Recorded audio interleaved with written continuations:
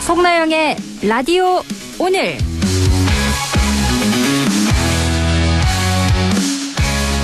여러분 안녕하십니까? 송나영입니다. 롯데카드가 오늘 해킹 사고의 최종 조사 결과를 발표했습니다. 전체 회원 약 960만 명 가운데 무려 297만 명의 정보가 유출된 걸로 확인돼 회원 3명 중 1명꼴로 피해를 입은 셈인데요. 유출된 정보는 주민등록번호, 가상결제 코드 같은 민감한 개인정보였고 이 가운데 28만 명은 카드 번호화 유효기간, CVC 번호까지 빠져나가 실제 부정사용 위험에 노출된 상황입니다.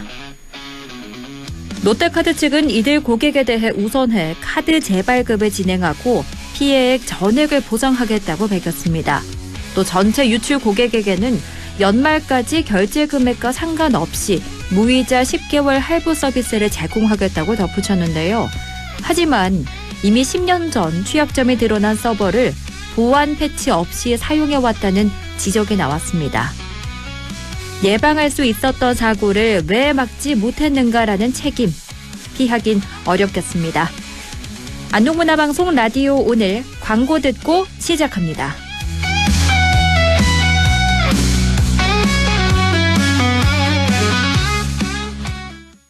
셰프 에드워드 리입니다. 나비엔과 매직이 만나 대한민국 주방이 화적해집니다. 초고화력 인덕션과 자동 연동되는 3D 에어후드, 미세 화력 조절까지 가능한 가스레인지와 스마트한 전기 오븐, 전자레인지까지 새로운 주방 시스템의 탄생. 나비엔 매직. 경동 나비엔. 안녕하세요. 이찬원입니다. 발이 편하면 하루가 편하죠. 바로 서서 바로 신는 바로인 슈즈. 특허 기술의 놀라운 착화감으로 신을 때 편하고 신을수록 더 편안한 바로인을 경험해보세요. 편안함의 시작 바로인 슈즈. 남대구 IC까지 자동차로 15분. 대형 물류와 상류 시설로 다양한 업종 입주가 가능한 영호남 물류 클러스터. 서울, 대전, 대구, 부산, 찍고 광주까지 동고령 IC 물류단지. 입주 문의 054-956-7241. 시행 주식회사 미래산업개발. 피로회복 비타민 B, 비맥스 골드, 애 활성형 비타민 B1을 2종으로 비맥스 메타, 애 B1 함량을 더 B12도 활성형으로 더 비맥스 메타 B, 에서 멈추지 않고 활성형 비타민 B 5종을 고함량으로 비맥스 Z! 제대로 등장했습니다. 피로회복 제대로 Z로 비맥스 Z. 제대로 된 설명은 약사님께 지시녹 십자. 안녕하세요. 활명수 모델 려운입니다. 소화가 안 될 땐 100년 전에도 활명수 한 병 주시오. 100년 후에도 활명수 주세요. 지금까지 그러했듯 먼 미래에도 소화엔 언제나 부채표 활명수. 동화약품. 아빠, 또 운전 중에 폰 보고 있지? 아빠 앞만 보고 있어. 딴짓하지 말고 삼방주시. 네, 공주님. 당신을 아끼는 잔소리처럼 당신을 지키는 현대 SUV 2016 산타페는 모든 트림에 꼭 필요한 지능형 안전사양이 기본. 더 나은 삶, 더 나은 미래를 위한 제13회 부산국제의료기기 전시회 키메스 부산이 9월 26일부터 28일까지 부산 덱스코에서 개최됩니다. 메디컬 AI, 병원 솔루션, 피부 미용, 재활, 스마트 헬스케어까지 K의료기기의 미래를 보여줄 부산국제의료기기 전시회에 여러분을 초대합니다. 9월 18일 목요일 라디오 오늘입니다. 일부 생활 속 법률 문제를 쉽고 명쾌하게 풀어봅니다. 안형진의 쾌도 난법 준비되어 있고요. 2부 이슈 오늘에서는 내일부터죠. 문경에서 오미자 축제가 펼쳐집니다. 이 축제 이야기 함께 나눕니다. 이어서 진보의 눈으로 바라보는 지역과 전국의 정치 현안, 임미애의 그래도 정치 함께합니다. 라디오 오늘 유튜브로도 다시 들을 수 있거든요. 많은 애청 바랍니다.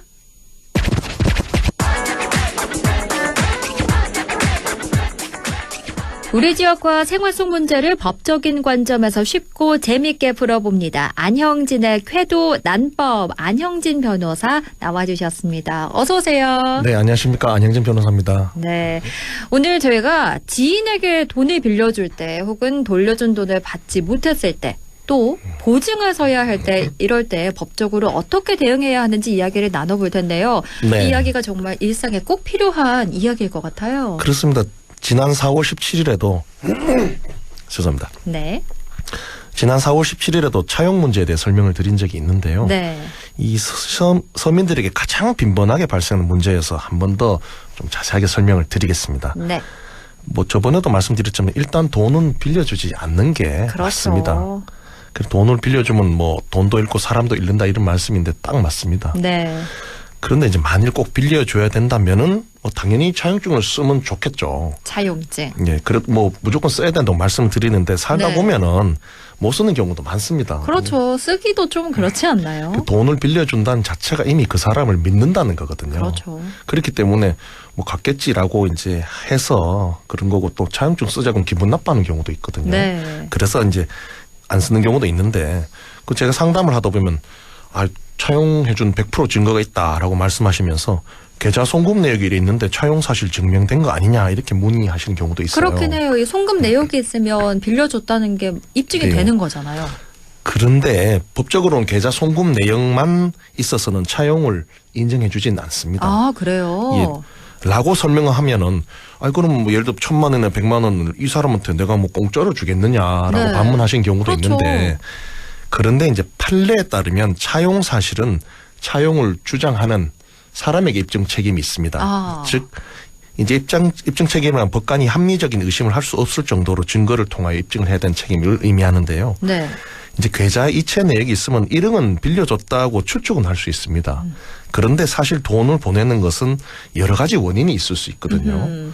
뭐 그래서 뭐 이걸 증리할 수도 있고 뭐 물품 대금을 줬을 수도 있고 네. 뭐 이런 여러 예전에 또 돈을 갚았다고 볼 수도 있는 거예요. 이런 여러 가지 경우가 있어서 법관이 송금만 했다 해서 빌렸구나 이렇게 판단해 주진 않습니다. 아하, 그렇군요. 그게 중요하고요. 그래서 계좌 이체 내역만 있다고 해서 차용이 있었다고 인정을 안 해준다는 거고요. 네.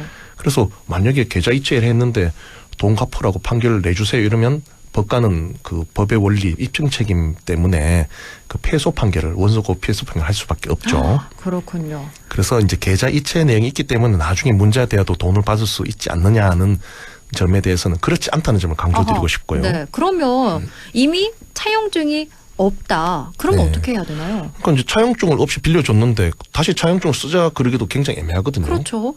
니네 의심하나 이럴 수도 있고요. 네. 그래서 이제 첫째는 뭐 얼마를 빌려주었다는 내용에 대해서 상대방이 인정하는 대화를 녹음하는 게 한 방법입니다. 대화를 녹음하기. 그렇죠. 전화 통화 내지 대화하는 동안에 이를 녹음하는 건데요. 네. 일각에서는 그거 함부로 녹음하면 처벌 안 받습니까? 그렇죠. 이렇게 질문하시죠. 불법 아니야? 이런 얘기 하잖아요. 그렇죠. 그러니까 통신비밀보호법 때문에 그런데요. 그러나 통신비밀보호법이 처벌하는 범위는 타인 간의 첫 번째 요건이죠. 타인 간의 두 번째 공개되지 아니한 대화를 녹음하는 거를 형사처벌하고 있습니다.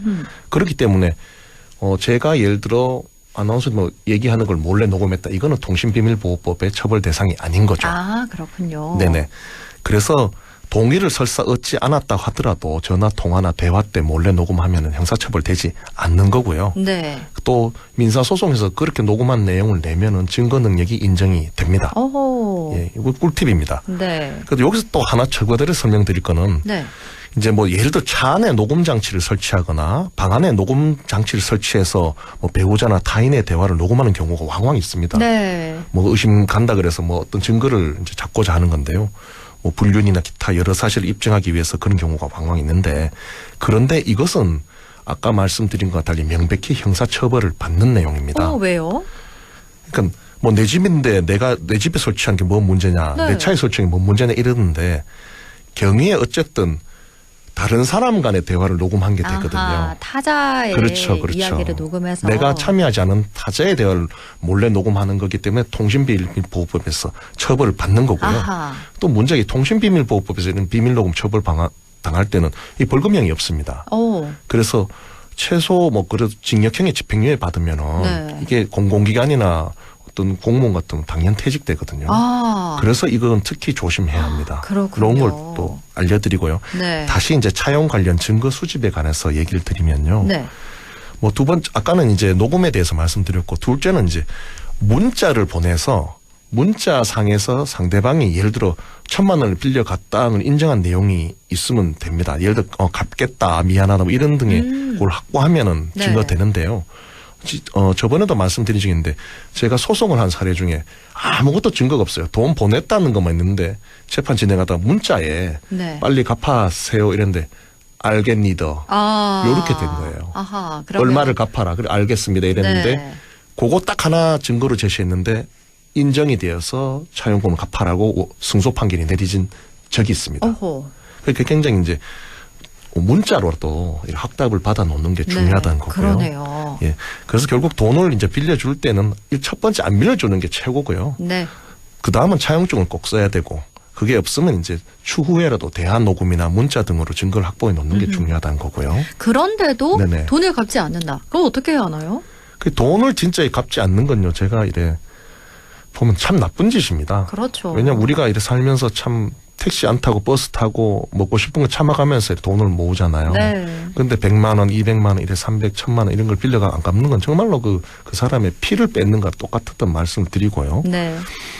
일단 그렇습니다. 상대방 재산이 있으면은 뭐 지급 명령 제도를 이용할 수 있습니다. 지급 명령 제도. 예, 이것도 일종의 소송과 다른 절차인데요. 네. 지급 명령은 소송과 달리 이제 신청을 하면은 법원은 이제 증거를 보지 않고 이제 지급 명령을 발령해 줍니다. 오. 그러면 그 지급 명령이 이제 예를 들어 300만 원을 지급하라는 지급 명령이 상대방한테 도달하면 그로부터 2주 안에 이의 제기만 안 하면 네. 확정되는 겁니다. 아하, 그렇군요. 일반 소송 같으면 이제 증거를 보고 판사님이 이제 결정해서 하는데 이거는 신청만 하면 발령 내줍니다. 네. 그런데 그 상대방이 이의하면은 이제 본 재판으로 가게 되죠. 굉장히 간이한 제도인데 재판 한번 걸면은 뭐 6개월, 1년은 금방 지나가거든요. 네. 그래서 지급 명령 딱 신청하면 바로 내주니까 굉장히 신속하고 간이한 특성이 있어서 그러네요. 좀 좋은 점이 있고요. 이 점을 좀 강조드리고 싶고 지급 명령 제도입니다. 그런데 사실 또 돈을 빌려가기는 했는데 갚지 않았을 때 형사적으로 조치하는 방법도 있습니다. 어허, 아까는 그렇군요. 민사적으로 말씀드렸는데 네.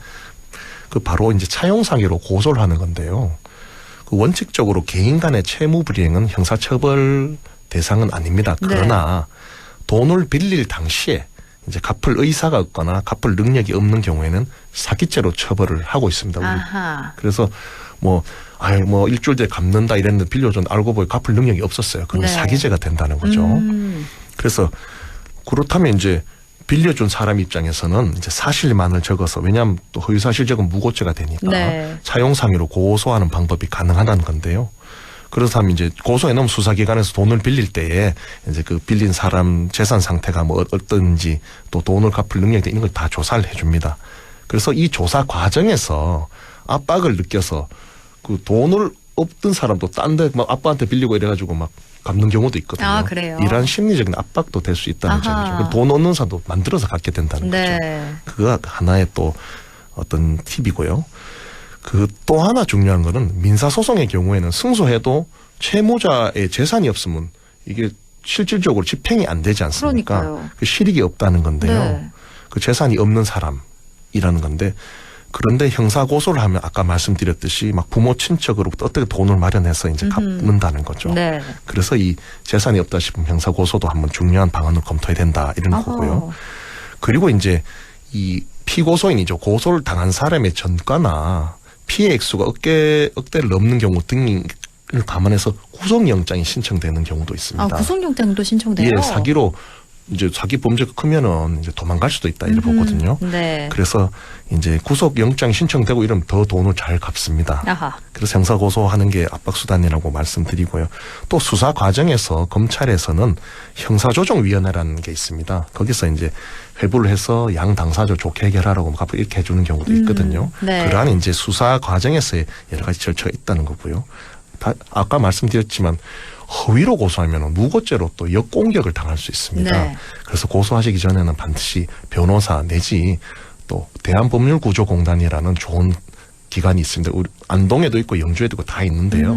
그곳을 방문해서 한번 무료 상담을 받아보시는 것도 권해드리고요. 네. 그렇습니다. 참 그 또한 이제 직접 빌려주거나 빌리는 경우가 아니더라도 그 보증 문제가 있죠. 보증 문제 너무 크죠. 참 보증이 이게 정말. 참 형제간에 써달라고 그러고 아버지한테 써달라고 그러고 막 빌고 이래서 문제가 많이 발생하는데요. 네. 제가 그 대학교 다닐 때 그런 이제 민법의 대가 교수님이 계셨는데 그분이 네. 퇴임하실 때 강연을 하시면서 마지막에 딱 그러시더라고요. 어떤 말이요? 그래 우리 제군들은 내 민법 강의 쭉 들어왔는데 다 잊어도 딱 하나만 기억하면 된다 그래요. 애들이 뭡니까 교수님 이랬더니 보증은 서지 마라. 그러면서 이제 그 정도로 이제 말씀을 하셨는데요. 네. 그만큼 보증은 참 위험한 겁니다. 이래 보증 서서 막 번 돈 다 날리고 그런 경우가 주변에 왕왕 있습니다. 그래서 그렇죠. 부모 자식 간에도 보증 쓰는 건 조심해야 되고요. 네. 특히나 금융권 대출 시에 이제 제3자의 인적 보증을 요구하는 건 그만큼 채무자의 신용이 낮다는 거고 채무 불이행의 위험이 있다는 걸 의미하기 때문에 그렇죠. 그 경우에 보증을 쓰면 보증인은 그만큼 위험에 노출된다는 거거든요. 그래서 사실 그렇습니다. 보증은 이제는 좀 부탁하지도 요구하지라는 문화, 또 거절했다고 뭐 섭섭하게 이러지라는 문화가 좀 필요하지 않는다. 특히 우리 경북 북부 지역 같은 이래 인정이 많고 양반 네. 문화지 않습니까? 그래서 가가 이래 부탁하는데 왜 안 들어주노 이래가 막 해주거든요. 그래가 막 빌려주고 나서 부인한테 걸려서 뭐 이혼 소송도 당하고 이러는데요. 아하. 이제 보증은 좀 이제는 좀 안쓰는 쪽으로 가야 되지 않냐 그렇죠. 생각을 하고요. 너무 가정의 평화를 위험합니다. 위해서도요. 그래서 결국 이제 돈에 관해서 빌려주는 것도 또 보증을 서는 것도 극히 조심해야 되는 부분이고요. 차용증을 써야 되고 쓰지 않았다면 대화 녹음이나 문자라도 꼭 이제 증거를 남가두시라 이런 말씀을 드리고 싶고요. 네. 이제 미지급한다고 한다면 지급 명령 제도를 이용해서 간이 신속하게 집행 권한을 확보할 수 있다는 점이 있고 또 차용 사교로 고소를 해서 형사적으로 처벌을 구하고 그 과정에서 이제 변제를 받는 방법 등이 있으니 요 점을 저번 방송이 4월 그 17일자에서 한 번 더 강조를 꼭 드리고 싶습니다. 네. 무엇보다 보증 절대 서면 안 된다라고 네, 그렇습니다. 강조 네네. 거듭해 주셨습니다. 지금까지 안형진의 쾌도 난법 안형진 변호사와 함께 이야기 나눴습니다. 오늘 말씀 잘 들었습니다. 고맙습니다. 네, 감사합니다. 라디오 오늘 2부에서 뵙겠습니다.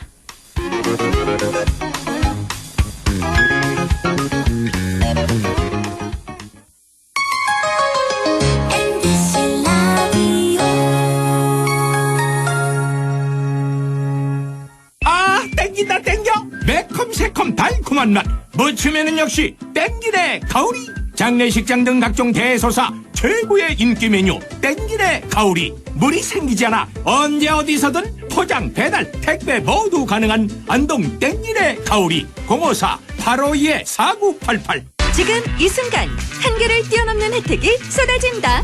LG 베스트샵 안동 본점 파워 세일. 다양한 할인 혜택에 사은품까지 꽉 채워 풍성하게 혜택을 끌어올려. 9월 12일부터 21일까지 LG 베스트샵 안동 본점 파워 세일. 지역과 함께 성장해갈 인재를 키웁니다. 지역교육 혁신을 주도하는 안동과학대학교. 새로운 도전을 위한 성인학습자 평생 직업교육. 해외 우수인재 지역정착을 위한 명품 교육과정 혁신. 대학이 지역의 미래다. 혁신을 주도하는 안동과학대학교. 한순간에 일어나는 금융사기 예방과 대처법 알려드립니다. 첫 번째, 매일 문자 메시지에 있는 확인되지 않은 링크는 클릭하지 마세요. 개인정보 유출의 통로가 될 수 있습니다. 두 번째, 주민등록번호, 통장 비밀번호 등 개인정보를 전달하지 마세요. 대한민국의 공공기관에서는 전화나 문자 메시지로 개인정보를 요구하지 않습니다. 세 번째, 금융사기 피해가 의심된다면 112에 신고하고 해당 은행 고객센터에 전화하세요. 해당 계좌의 지급 정지를 요청할 수 있습니다. 네 번째, 금융사기 피해 금액에 대해서는 해당 은행을 방문하여 피싱사기 피해금 환급을 신청하세요.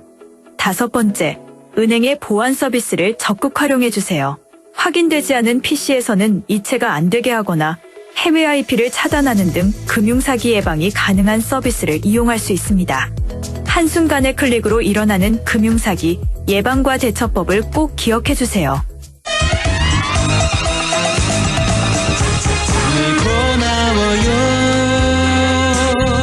우린 친구예요. 함께 노력하는 MBC와 함께 100.1 MBC 라디오 6시 24분 39초 지나고 있네요. 이슈 오늘입니다. 내일부터죠. 우리 지역 문경에서 오미자 축제가 펼쳐집니다. 올해 축제 어떻게 진행될지 궁금하신 분들 많을 텐데요. 문경 오미자 축제 추진위원회 박경호 위원장 연결해 이야기 나눕니다. 위원장님 안녕하십니까? 네, 안녕하세요. 반갑습니다. 네, 반갑습니다. 내일부터죠. 제21회 문경 오미자 축제가 열립니다. 일단 문경 오미자 축제 어떤 축제인지 소개를 해주실까요? 네, 우리 문경 오미자 축제는 청정 자연 속에서 자란 오미자를 주제로 주산지 특구 지역에서 열리는 문경의 대표 축제입니다. 네. 오미자는 단맛, 신맛, 쓴맛, 짠맛, 매운맛 이렇게 5가지 맛을 지닌 특별한 열매인데요. 이 5가지 맛을 직접 맛보고 즐길 수 있도록 다양한 먹거리와 체험 프로그램이 준비되어 있고 유명 가수의 축하 공연도 준비되어 있습니다. 네. 가족 단위로 오시는 분들이 오미자청 담그기나 여러 체험 프로그램을 즐기면서 문경의 맛과 멋을 경험할 수 있게 있는 게 가장 큰 매력이라고 생각합니다. 한마디로 문경의 자연, 문화, 그리고 사람들을 한자리에서 만날 수 있는 풍성한 축제입니다. 안 그래도 이번 축제에 눈길을 끄는 프로그램들이 정말 많더라고요.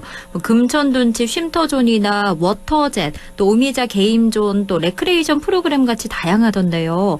주요 체험 프로그램들을 청취자분들께 소개를 해주실까요? 네, 이번 문경 오미자 축제장에 오시면 우리 축제장은 맑은 물이 흐르는 금천둔치 일원에 차려져 있는데요. 네. 물 위에 떠 있는 색다른 쉼터존에서 여유롭게 쉴 수 있고요. 또한 금천둔치에 있는 다리 양옆으로 워터젯을 설치해서 물줄기를 뿜어내어 시원함을 느끼실 수 있도록 하였습니다. 그리고 오미자 게임이라는 유명 드라마 다 아실 텐데요. 네. 여기에서 착안한 오미자 게임이 있습니다. 5가지 게임을 하면서 어른들에게는 옛 추억을 불러일으켜주며 어린이들에게는 새로운 추억을 만들 수 있는 재미있는 시간이 될 것이라 생각합니다. 오징어 게임에서 차감한 오미자 게임이 준비되어 있다 이렇게 말씀해 주셨는데 그리고 또 다양한 공연 무대도 준비되어 있다면서요? 네, 이번 축제는 시민들과 관광객들이 함께 즐길 수 있는 다양한 공연 무대가 마련되어 있는데요. 특히 개막식 첫날에는 박서진, 전유진, 마이진 등 인기 가수들의 화려한 무대가 준비되어 있고요. 네. 둘째 날에는 박군, 영기, 최석준, 윤태와 주미가 흥겨운 무대를 선사할 예정이라 많은 분들이 오셔서 즐거운 시간 함께 하시면 좋겠습니다. 축제 기간 내내 다채로운 공연들로 즐거움과 감동을 함께 느끼실 수 있을 겁니다. 그런데 오미자 하면 말씀해 주셨다시피 단맛, 신맛, 짠맛, 쓴맛, 매운맛 이렇게 5가지 맛을 지녀서 신비의 열매다 이렇게 불리는데 문경 오미자만의 특징 또 관광객들이 꼭 알아야 할 오미자의 매력 이런 거 있을까요? 오미자는 말씀하셨듯이 5가지 맛을 동시에 지닌다고 해서 신비의 열매라고 불리는데요. 네. 그 중에서도 문경 오미자는 맑은 공기와 깨끗한 물, 큰 일교차 덕분에 색이 선명하고 향이 진하며 품질이 뛰어난 것으로 유명합니다. 단순히 청을 사용한 음료로 즐기는 것을 넘어 피로회복, 황사나 면역력 강화 등 건강에 좋은 효능이 많아 옛부터 귀하게 여겨졌습니다. 네. 축제장을 찾는 관광객들은 단순히 맛보는 데 그치지 않고 오미자청 담그기 체험이나 다양한 오미자 가공품들을 직접 접하면서 오미자가 가진 오감의 매력을 몸소 느끼실 수 있습니다. 한마디로 우리 문경 오미자는 건강과 즐거움, 특별한 경험을 동시에 선사하는 특별한 열매라 말씀드릴 수 있습니다. 그렇군요. 안 그래도 이번 축제장에 가면 오미자랑 가공품들을 저렴하게 구입할 수 있다고 하던데요. 어떤 제품 준비되어 있나요? 아마 가장 많이 알고 계실 텐데요. 오미자청이 준비되어 있고 네. 시원하게 바로 마실 수 있는 음료나 슬러시가 있고요. 오미자 동치미, 묵사발, 보리빵 등과 어른들이 좋아하시죠? 새콤달콤한 오미자 막걸리까지 다양하게 즐기실 수 있습니다. 우리가 오미자 하면 문경 이런 얘기를 많이 하는데 언제부터 오미자를 생산했고 그 생산량은 어느 정도인가요? 문경의 오미자는 조선시대 인문지리서인 신정동국여지 성남에 문경의 특산물로 오미자가 적혀 있을 정도로 유래가 깊습니다. 네.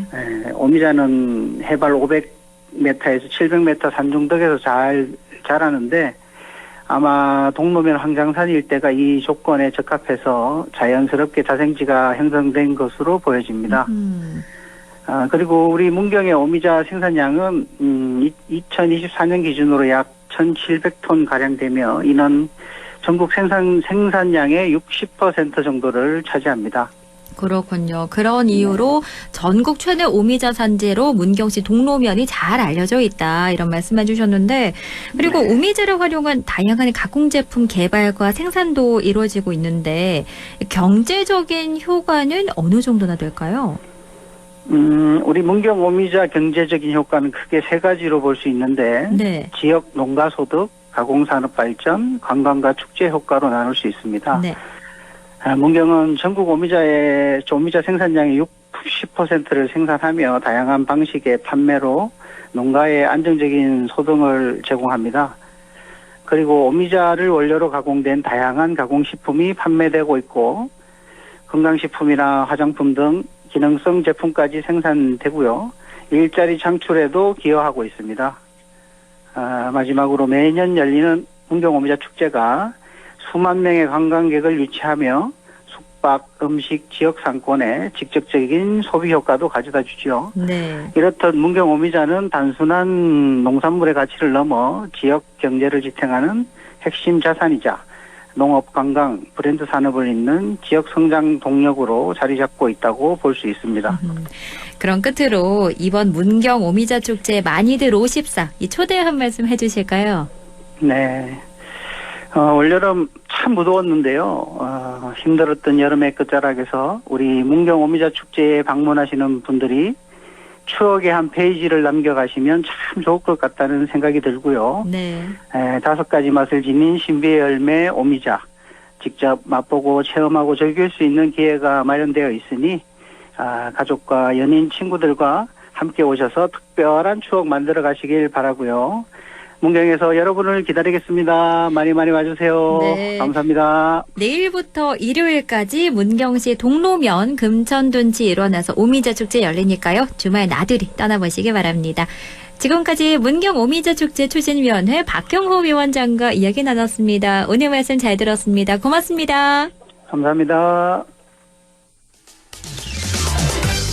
라디오 오늘에서는 청취자 여러분의 참여를 기다리고 있습니다. 우리 지역에서 발생한 사건 사고 소식이나 함께 토론하고 싶은 내용을 안동 MBC 홈페이지 라디오 오늘 게시판에 올려주시기 바랍니다. 전화와 문자 참여도 하실 수 있습니다. 전화는 851국에 7191번, 문자는 샵 0913번으로 보내주시면 됩니다. 문자는 단문 50원, 장문 100원의 정보 이용료가 있습니다. 여러분의 많은 참여 바랍니다.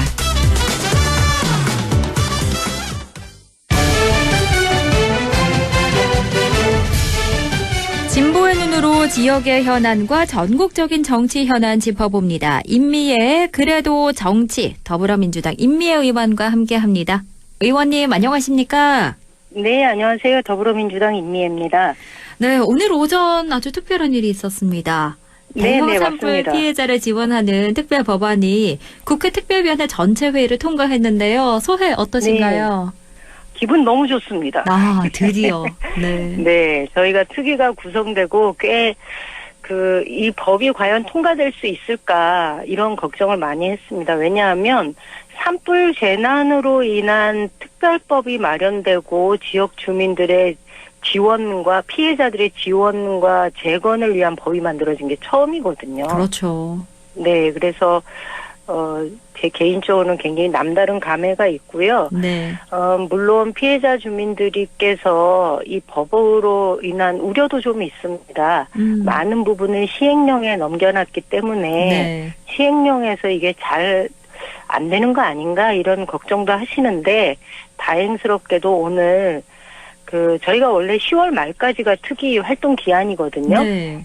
예, 그런데 시행령이 마무리되는 12월 말까지 그리고 내년 예산에 반영할 수 있도록 활동 기한을 12월 말까지 연장하는 걸로 의견을 모았습니다. 기간도 연장됐군요. 네네.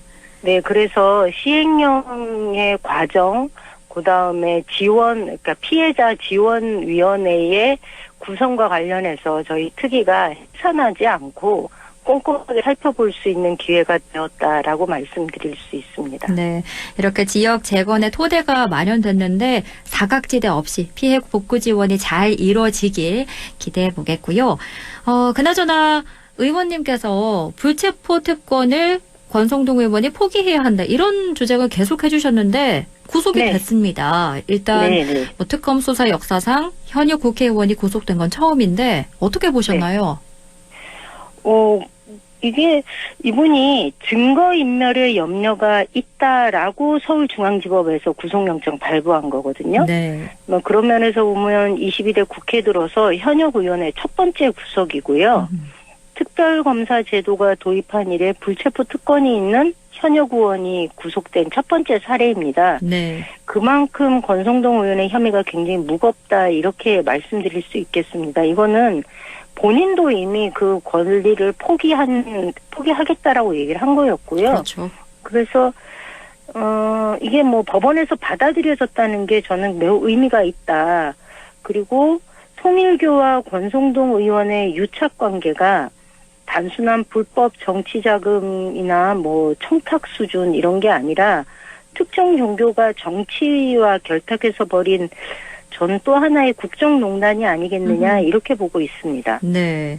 그런데 권 의원은 영장이 발부된 직후에 정치 탄압이 본격적으로 시작됐다. 무죄 받아내겠다. 이런 글을 올렸는데 특검이 유죄를 입증할 수 있을까요? 어떻게 보십니까?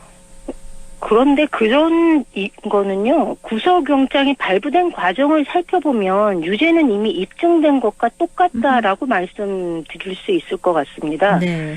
그 윤영호 전 본부장의 진술 그리고 권성동 1억 서포트 이런 메모가 적힌 당시 윤 전 본부장의 그 다이어리도 증거 자료로 나왔고요. 네.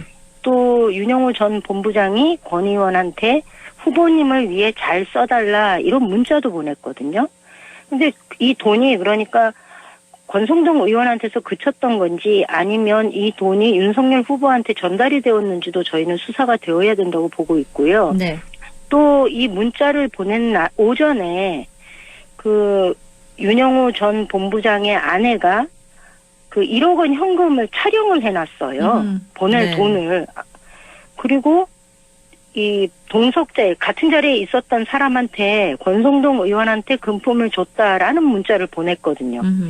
그러니까 특검팀이 영장실질 심사를 할 때 이런 증거가 차고도 넘침에도 불구하고 권성동 의원이 계속해서 혐의를 부인하니까 이래가지고는 안 되겠다. 증거인멸의 우려가 있다. 구속이 필요하다. 이렇게 주장을 한 거고 이를 재판부가 받아들인 거 아니겠습니까? 그래서 그렇죠. 권성동 의원은 계속 이제 뭐 무죄를 주장하기는 하는데 저는 여러 가지 나와 있는 증거로 봤을 때 이거는 소위 빼박이다. 이렇게 말씀드릴 수 있을 것 같습니다. 그렇군요. 그리고 권성동 의원도 그렇고 조희대 대법원장을 둘러싼 정치권 공방이 오늘도 계속됐는데요. 일단 민주당은 조희대 대법원장의 거취에 대한 압박 수위를 높이고 있는데 이렇게 갈등이 커지고 있는 이유가 뭘까요? 저는 조희대 대법원장의 그 최근의 행보를 보면서 네. 민주당이 너무한 거 아니야? 이런 분들이 혹시 계실지도 모르겠습니다만 저는 이런 생각을 합니다. 최근에 이 내란 재판 과정을 지켜보면요 굉장히 불안합니다. 네. 조희대 대법원장이 지금 내란 재판이 시작된 지가 벌써 꽤 여러 달이 되었죠. 4월 달부터였죠. 4월에 그렇죠. 시작했고 네. 반년 가까이 지났는데 재판이 단 한 번도 윤석열이 출두하지 않았어요. 네. 그런데 윤석열의 구속 기간은 내년 1월까지거든요. 그러면 최소한 연내 1심 판결이 나야 하는데 과거에 박근혜 국정농단 재판은 주 4회 열렸거든요. 네. 증인도 많고 하니까 주 4회 열렸는데 지금 윤석열 재판은 8일 내지 9일마다 한 번씩 열리고 있습니다. 네. 이렇게 가면 세워라 내워라 하고 있고 국민들이 내란 재판에 대해서 가지고 있는 관심도 있는데 도대체 대법원이 이걸 뭐 하자는 거죠? 음흠. 저는 내란 재판에 대해서 단호한 입장을 표현하고 그리고 재판이 빠르게 진행될 수 있도록 연내에 이 재판이 1심은 마무리될 수 있도록 조치를 취해야 되는 게 조희대 대법원장의 해야 할 첫 번째 일이라고 생각하는데 네. 그런 면에서 본다면 조희대 대법원장은 직무유기를 하고 있다 이렇게 봅니다. 그런데 국민의힘이나 일부 언론들을 보면 상권 분립을 부정하는 거 아니냐 이런 얘기를 한단 말이죠. 여기에 대해서는 어떻게 생각하시나요? 그러니까 삼권 분립을 부정하는 폭거라고 얘기하려면 저희가 기본적인 사법 체계를 흔들었을 때 이런 얘기를 할 수 있습니다. 그런데 국민적 관심사를 가지고 있는 내란 재판에 대한 의견을 내는 것을 이거 대법원에서 이런 식으로 재판을 진행해서는 안 된다라는 의견을 내는 것을 가지고 삼권 분립을 부정한다라고 얘기하는 건 너무 지나친 그 정치적인 표현이다 이렇게 보고 있습니다. 네. 대통령실은요. 단 한 번도 조희대 대법원장 거취 논란에 대해서 입장을 낸 적이 없습니다. 우상호 정무수석이 지난 16일 날 이미 대통령실은 조희대 대법원장 거취에 대해서 논의한 바 없고 앞으로도 논의할 계획 없다라고 밝혔고 네. 또 강의정 대변인도 똑같은 취지로 얘기를 했거든요.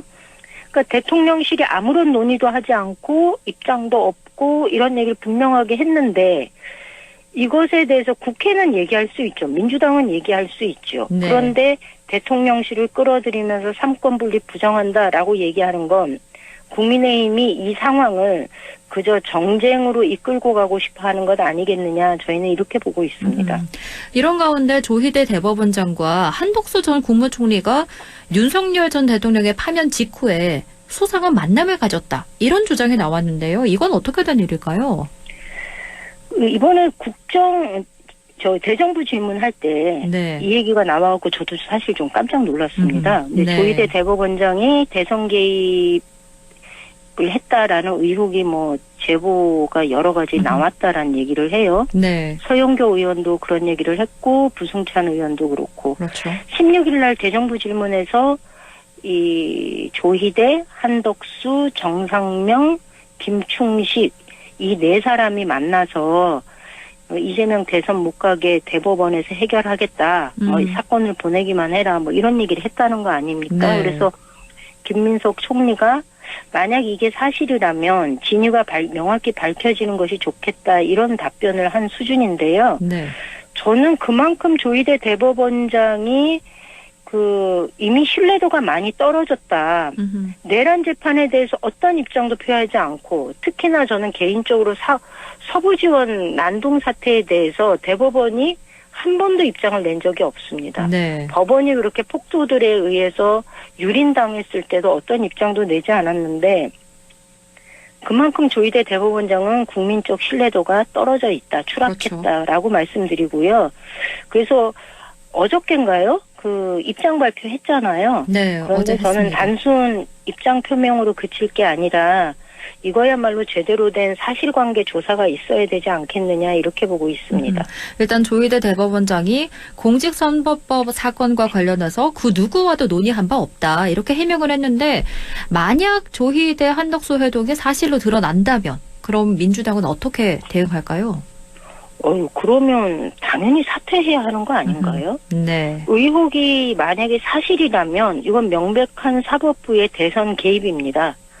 그러니까 삼권 분립 원칙을 지키기 위해서라도 조희대 대법원장은 사퇴하는 게 맞고요. 만약에 사퇴를 거부한다면 이거는 충분히 탄핵 사유가 된다고 저는 보고 있습니다. 그런데 아직은 사실관계가 드러난 게 아니지 않습니까? 네. 그러니까 사실관계 드러나기 전까지는 신중하게 접근을 해야 하는 거고 민주당 내에서도 조희대 대법원장 사퇴 요구에 대해서는 좀 신중하게 해야 되는 거 아니냐라는 의견들이 나오고 있습니다. 왜냐하면 아직 사실관계가 드러나지 않았기 때문에. 네. 그래서 저는 김민석 총리 답변처럼 명확한 진위가 밝혀지는 게 우선이고 국민적 공감대를 만들 수 있는 절차와 내용으로 접근할 필요가 있다 이렇게 봅니다. 이렇게 특검 조사를 받아야 한다. 혹은 정치 공작이다. 갈등하고 있는 가운데 그나저나 국회 법사위가 조용한 날이 없습니다. 나경원 의원 간사 선임 두고 아직도 뜨거운 설전이 벌어지고 있는데 일단 결국 부결이 됐는데 나경원 의원이 법사위 간사가 돼서는 안 된다. 이게 민주당 입장인 거죠? 네네. 이게, 간사는 각 당에서 정하면 그냥 형식적인 절차를 거쳐서 관례상, 각 당이 정한 사람을 하는 거 아니야? 이렇게 국민들이 많이 생각하실 텐데요. 네. 일반적으로 그렇게 해왔습니다. 그런데 나경원 의원의 간사 선임을 반대하는 당시 법사위 회의를 보면 나경원 의원의 배우자가 춘천지방법원장이지 않습니까? 그러니까 법사위의 피감기관장이에요. 거기다가 나경원 의원이 지난 패스트트랙 충돌 사건으로 이미 나경원 의원한테 징역 2년을 구형한 상태이고요. 네.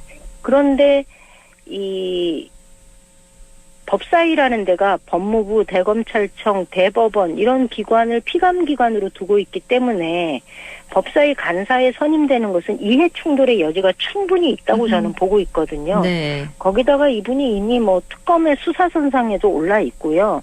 여러 가지 면에서 굉장히 부적절한 인선이었다. 저는 이렇게 봅니다.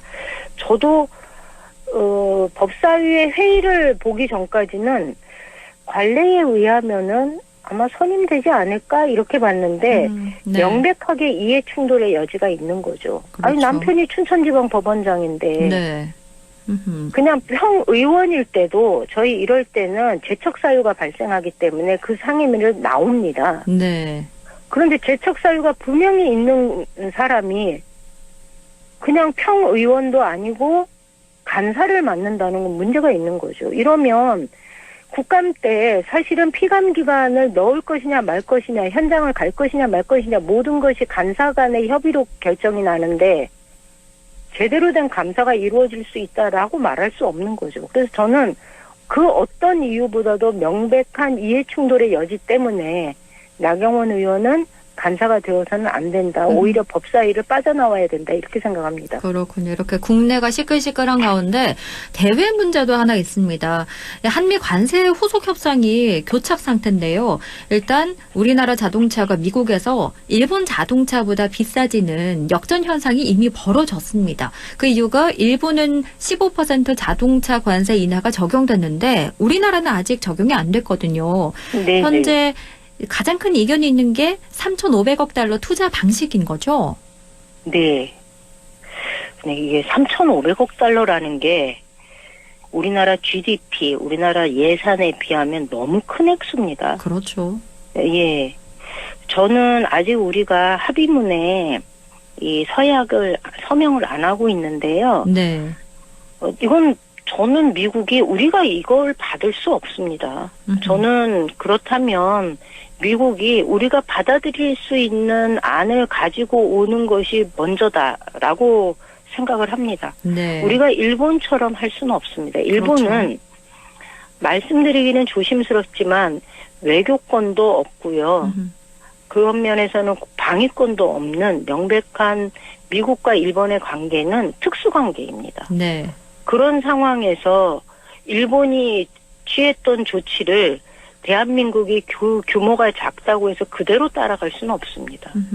그래서 네. 저는 미국이 이렇게 말도 안 되는 요구들을 들이밀고 그 무대뽀식으로 밀고 들어올 것이 아니라 대한민국 정부가 수용할 수 있는 새로운 협상안을 들이미는 것이 우선되어야 된다 이렇게 봅니다. 네, 이렇게 관세 후속 협상이 장기화될 수 있을 것 같은데요. 현명한 해법이 필요해 보입니다.